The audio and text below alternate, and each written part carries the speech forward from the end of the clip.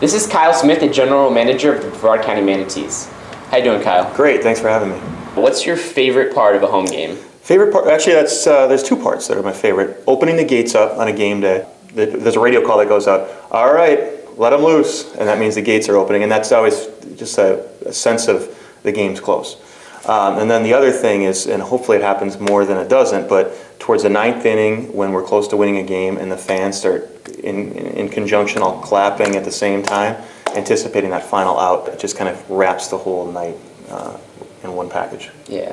What's a typical day like for you on a home game? When 2 o'clock hits, we have a staff meeting that goes over everything from who's throwing up the first pitch, to who our military salute is, to our on-field games, to everything that could happen during a game, so everybody in the office knows about it. And then after that meeting at 2 o'clock, we go around the ballpark, tidying up some things, making sure we put tables in the right spots, things like that, making sure a will call in the box office is set. But we break a game day down in two parts, as regular business hours, and then after 2 o'clock, it's game day time. So Manny the Manatee this offseason, we put him on a little regiment. Jonah Mergen, our strength and conditioning coach, put him on a plan to get him a little more athletic. And so he was on this diet of kelp and seaweed and things like that. So you'll notice he's got some moves this year. In fact, we had a gymnastics group come out and do a pregame little routine, and Manny literally stuck a landing. He went and jumped on the little springboard, and he did a somersault in air and stuck the landing. And like all the players are like, you gotta be kidding me. And then he's also got this pregame routine, which now all of our players, like usually they'll come out and warm up, and about 10 minutes before the game they'll get to the dugout. No, it's like 20 minutes now because they'll watch this routine. And Manny will get in the batter's box and he'll listen to what the team's saying, like foul ball and things like that. Well, he'll always hit a home run, of course. And his bat flip is so high. So he does his bat flip and he walks off. And the guys on the other team are usually in left field, and he'll try to fake them out or kind of run by them or run right through them when they're playing catch. But he does this dance when he gets to home plate, and it's like Ray Lewis from the Ravens when he was playing that weird dance. And the fans now are starting to just eat it up, and our team especially is a whole routine with our bullpen and him. It's pretty cool, I gotta admit. So he got in shape, and he's very exciting now, especially pregame. It's pretty cool. I invite anybody to come out a little early and check out the routine. I watch it every time. All right, so what we do on a fireworks show is a couple things. Where we set them up now is kind of beyond right center field. We have what's called the half field, which is basically just an infield back to the batting cages in right center field. They're set up there, and I have a radio where I will coordinate with them once the gates are open and music's playing in the stadium. First of all, it depends on how the wind is around. So can they hear it? So when we have the national anthem, they can hear it, and they know when to shoot off a couple when, bombs bursting in air, when that comes across. And at the end of the anthem, if they can't hear it because of the wind, I will literally, during the anthem, hold my finger on the trigger of the radio and try to be by a speaker in the stadium so they can hear it, and then coordinate that way. Then also we do something in the sixth inning, at the end of the sixth inning, called the home run to remember, every time we have a fireworks show. And it's where we work with Candlelighters of Brevard, and they bring out a young child that is either currently fighting cancer or has already fought it. And it's a nice little opportunity for the family to come out, and they run the bases.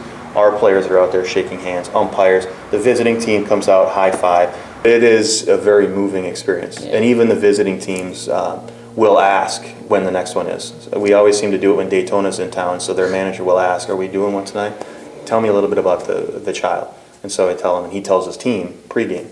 So it's always nice if the visiting team gets involved too, because it's easy to get the Manatees. It's at home, it's our fans.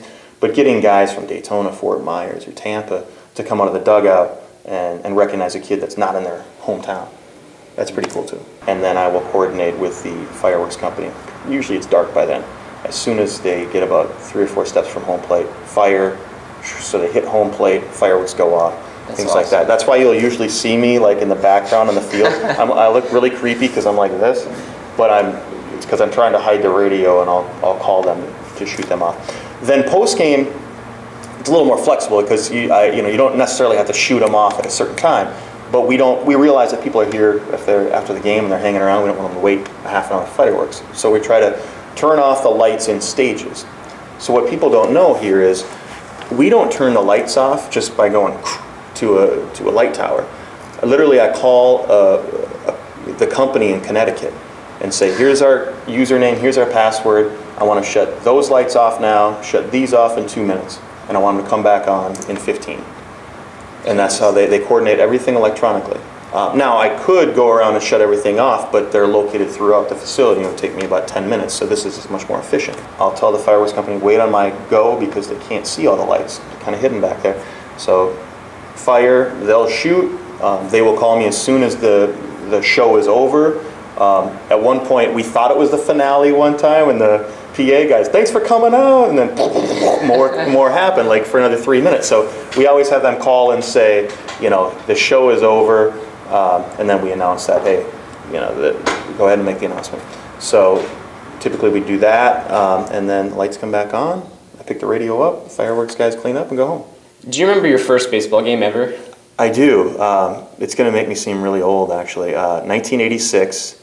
It would have been about this time of year, and maybe a little later in August, and it would have been in the right field corner of the Metrodome, which, again, that makes me feel old because it's demolished.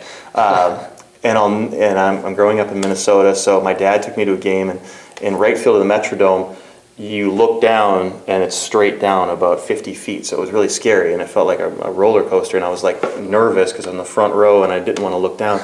But a guy named Mark Davidson, who really didn't do much as a major league player, why I remember this guy's name is beyond me, but he hit the game-winning hit to right field, and I was so nervous to look over the baggie and watch the hit off there. The guy scored, the Twins won, and that's the first memory I have of a baseball game. And it's amazing. I was only 6 years old and how vivid it was.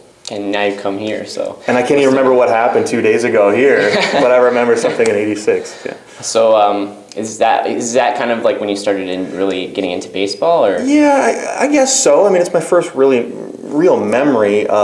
And then growing up, I remember just asking my dad every night, even up in Minnesota where it's cold pretty much 11 months of the year, going outside and having him throw pitches to me so I could hit, or hit me fly balls, hit me ground balls, and finally it got to the point where I hit one right back at him and his watch exploded, and he just threw his glove and he said, "I'm done.